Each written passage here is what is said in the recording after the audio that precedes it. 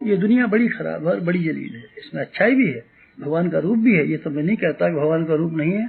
इसमें कमियां कम है क्या, बुराइयां कम है क्या? एक से एक दुष्ट और एक से एक बेईमान दुनिया में भरे पड़े हैं। तो क्या करें फिर? दुष्टों के प्रति द्वेष नहीं बेटे, द्वेष से करेंगे आप ही जल जाएंगे। ईर्षा से भी आप जल जाएंगे, फिर सोच से भी आप जल जाएंगे। इससे आप सामने वाले का जितना नुकसान करेंगे उससे ज्यादा अपना नुकसान कर लेंगे। एक तो दूसरे आदमी ने आपको नुकसान पहुंचाया, नुकसान नंबर 1, और एक आपने फिर नई बीमारियां शुरू और कर ली, डाह की, ईर्षा की, प्रशोध की, घृणा की। ये सारी की सारी चीजों को आप बनाए रखेंगे, फिर आप कैसे जिएंगे बताइए ना? बाहर से भी पिसेंगे और भीतर से भी पिसेंगे तो आप मरेंगे ना। आप ऐसे मत, आप क्या करें फिर? बुराइयों को बर्दाश्त करें। नहीं, ये तो नहीं कहता बुराइयों को बर्दाश्त करें, आप बुराइयों से संघर्ष जरूर कीजिए। फिर संघर्ष करने का दूसरा तरीका है, कौन सा? वो तरीका है जो कि डॉक्टर इख्तियार करता है। किसके लिए? मरीज के लिए।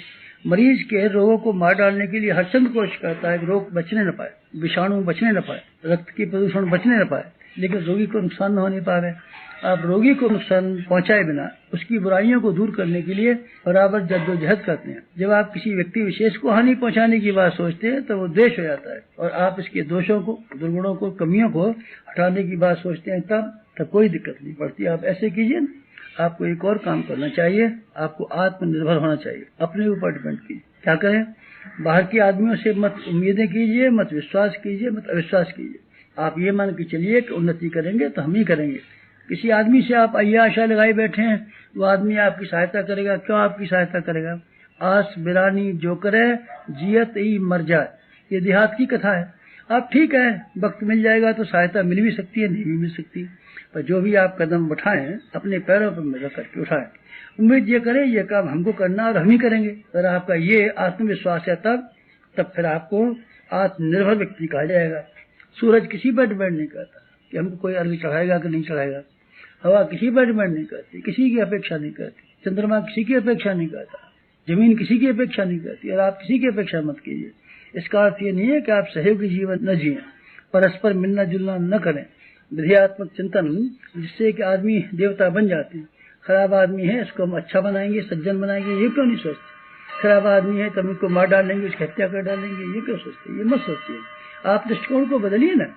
जो कुछ भी आपको पास मिला हुआ है वो कम नहीं है, बहुत मिला हुआ है। आप देखिए ना, जरा दूसरे जानवरों को देखिए, कीड़े मकोड़ों को देखिए ना, पशु पक्षियों को देखिए ना, कैसी घिनौनी और कैसी गरीबी थी और कैसी छोटी जिंदगी व्यतीत करते हैं। फिर आप क्यों ऐसी जिंदगी जिएंगे? भगवान ने तो आपको राजकुमार बनाया है ना, आपको बुद्धि दी है ना, आपको वाणी दी है ना, आपको हाथ पांव दिए है ना, आप तो घर में रहते हैं ना, आपको जीविका है, पहली तारीख को तनख्वाह मिल जाती है, रोटी खा लेते हैं ना। दूसरे जानवरों को देखिए, उन बेचारों को न कोई तनख्वाह है, न कोई नौकरी है, न कोई कपड़ा है, न कोई बोलने का ढंग है। इन सब के तुलना में आपको कितना मिला हुआ है? आप इस पर खुशी नहीं मना सकते, आप प्रसन्न नहीं हो सकते, आपके चेहरे पर मुस्कुराहट नहीं आ सकती कि जो हमारी वर्तमान परिस्थितियां हैं उसमें हमको पसंद रहने का हक। आप तो हमेशा अभावों को सोचते रहते हैं। अभावों को सोचने का अर्थ होता है नरक। अभावों को ध्यान में नहीं रखना चाहिए, उसको दूर नहीं करना चाहिए, ये मैं नहीं कहता हूँ। मैं तो ये कहता हूँ आप हमेशा अपने आप को अभावग्रस्त दरिद्र और कंगाल मानते बैठे रहेंगे तो आप दरिद्र और कंगाल ही रह जाएंगे। आप मत अपने आप को दरिद्र मानिए, मत अपने आप को कंगाल मानिए। फिर आप ये मान के चलिए कि आप देवता हैं। देवता हो गए तो देने में समर्थ हैं, आपके पास देने को बहुत है। जैसा पैसा हमारे पास कम है तो पैसा कौन मांग रहा है आपसे? और पैसा देकर के आप क्या भला करेंगे आदमी का?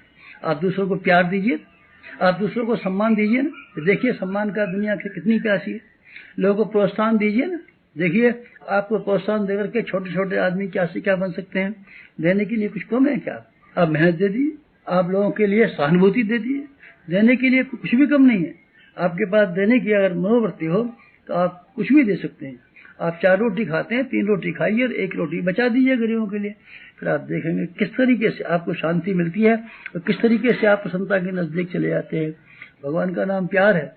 प्यार आप भीतर पैदा कीजिए ना। जिस दिन आप प्यार पैदा करेंगे उस दिन आपके मन में से एक ही उमंग और ऐसी हिलोर उत्पन्न करेगी कि हमको कैसे दूसरों की सहायता करनी चाहिए। जब दूसरों की सहायता करने के लिए आमादा होंगे तो आपको अपने में से कटौती करनी पड़ेगी। फिर साधु और ब्राह्मण का जीवन जीना पड़ेगा।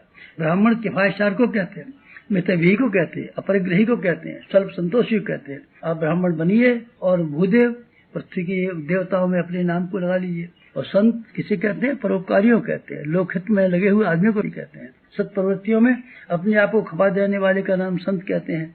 आप संत और ब्राह्मण के रूप में अथवा दोनों के संयुक्त जीवन यापन करने के रूप में अगर आप जिए, मजा आ जाए। उम्मीद ऐसी है आप यही करेंगे। समाप्त।